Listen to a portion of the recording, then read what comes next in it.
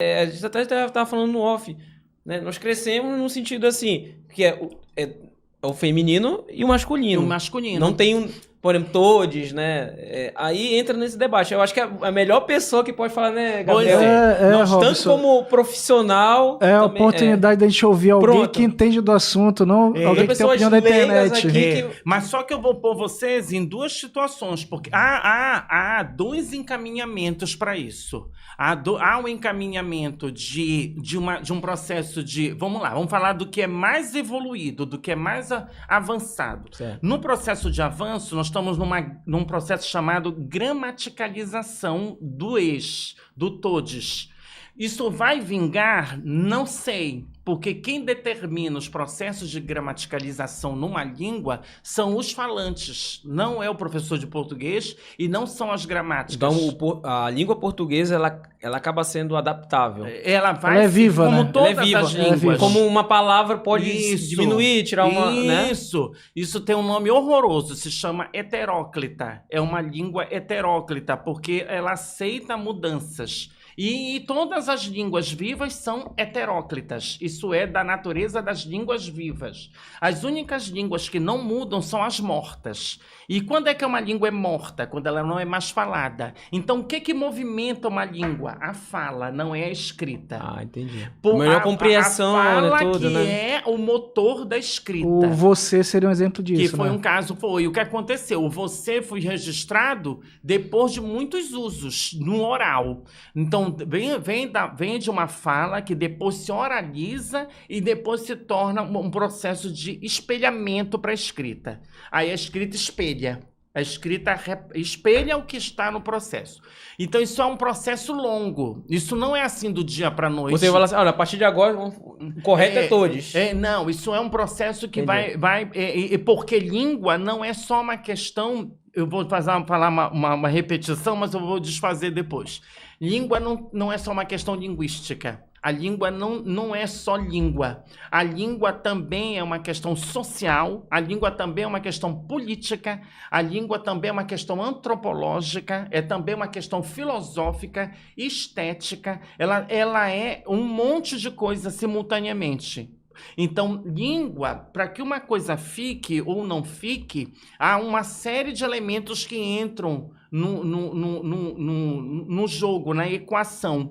E aí isso vai ficar ou não vai ficar, vamos ver com o tempo. Mas já está em processo. Agora eu vou te dizer o que diz a questão clássica da língua. Tá. O todos não é masculino, é o neutro. O hoje. O os. Porque quando eu digo... Convidados. Eu saio não é da convidados. sala... Tanto todos os convidados, por favor, entrem em sala. Eu não estou dizendo que é só os homens. Eu não estou dizendo você não fala convidadas e convidados, e agora, Entendi. por uma questão de marcar com uma intencionalidade que está além da língua, há uma intencionalidade aí, uma intencionalidade política, uma intencionalidade social, uma intencionalidade de identidade, de marcação de território, de marcas de fala também, do ethos, que é a nossa imagem. Então, para marcar, hoje as pessoas fazem isso, alunos e alunas, mas a rigor, alunos é o geral.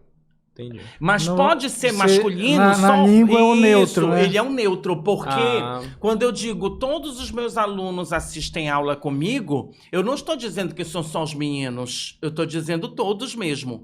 Agora, quando eu estabeleço alunos e alunas, aí o alunos, aí fechou que é masculino. Porque o os vai ser masculino quando eu coloco o feminino do lado. Aí ele é masculino. Mas quando eu não ponho o feminino ao lado, ele é neutro, porque ele neutraliza. Era essa a função.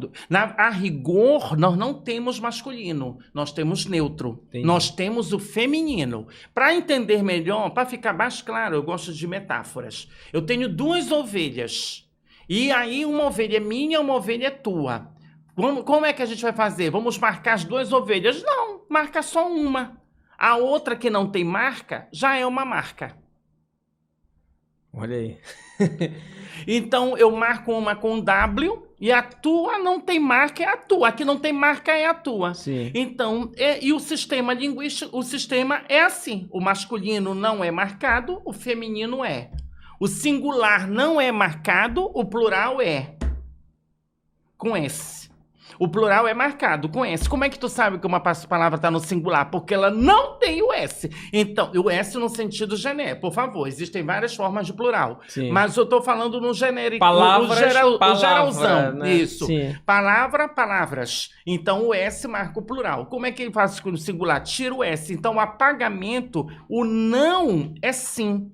Então, quando não tem, significa também. A presença e a ausência tem significado na língua. Show de bola. Anotou aí, né, Gabriel? Eu tô na surpreso, cabeça aqui. Porque você tem toda a discussão que a língua seria machista. Porque... E na verdade, mas por que as pessoas falam? Porque, mas olha, Gabriel e Robson, existem pessoas que fazem isso, tendenciam mesmo de propósito. Não é só quem está sentindo que ela é machista. Tem gente que faz isso com a intencionalidade.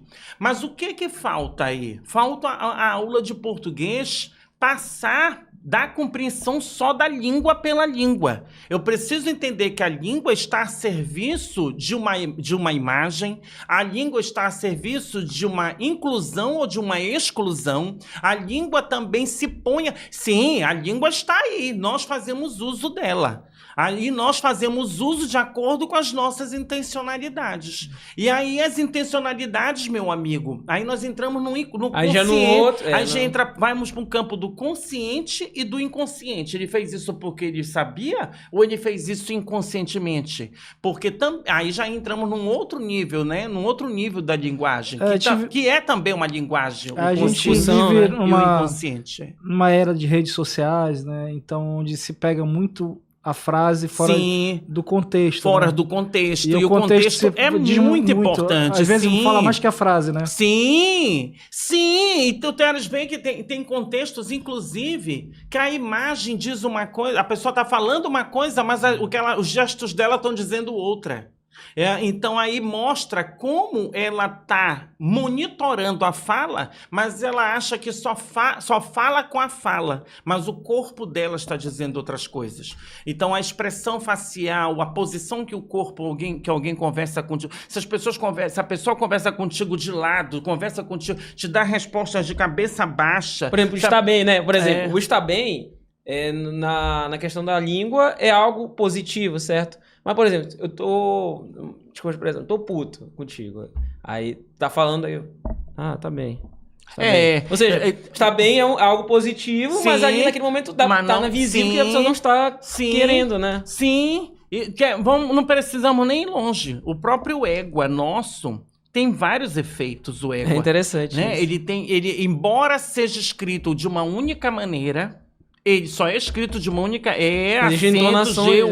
Dependendo das entonações, ele vai ter efeitos diferentes. E então podemos dizer que ele nem é o mesmo. Num ponto de vista da própria linguística, quando ele tem efeitos diferentes, se diz que são outras palavras, não é a mesma palavra. E num outro ponto de vista, a gente acha que é a mesma palavra com diferentes efeitos.